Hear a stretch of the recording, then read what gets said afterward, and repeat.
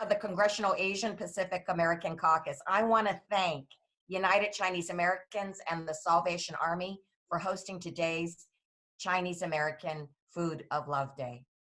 The coronavirus does not discriminate based on race, ethnicity, or income, which means all of our communities are going through this together.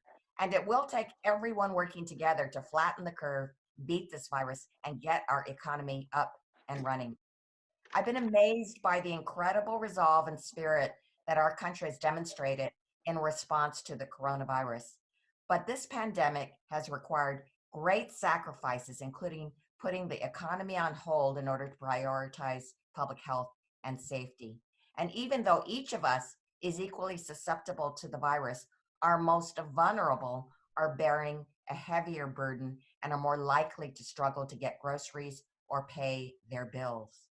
That's why I'm so proud of this amazing partnership between the United Chinese Americans and the Salvation Army, as well as the inclusion of the United China Restaurant Association and TCL to host food drives all across the nation and bring meals to those who need them. We all have a part to play in ending this pandemic, and I'm proud of the Chinese American community for stepping up to show we are one country and one people united in a common cause.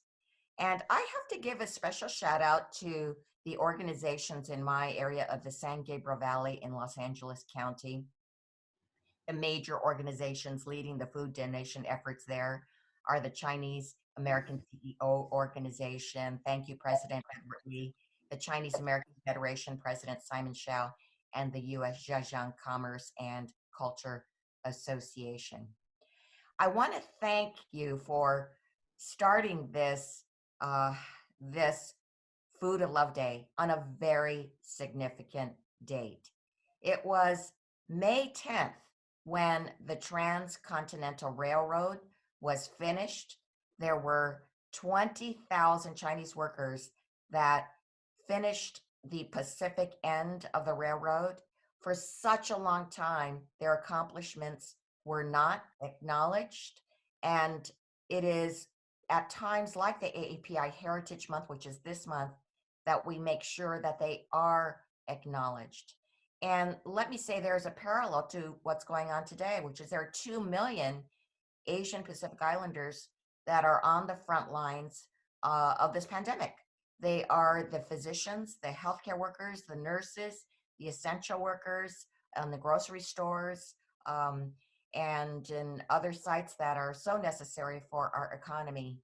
And we need to make sure they are acknowledged as well. Your efforts for this Chinese American Food of Love Day is so important that on Friday, I introduced a resolution in Congress to recognize this event. And it is called, this resolution is called Recognizing United Chinese Americans National Food Drive and the Contributions of Chinese Americans to the United States. And I thank the co-sponsors of this resolution, Congress members Grace Meng and Ted Lieu. So thank you for your work and your commitment to being 50 states, 100 cities, one people, united.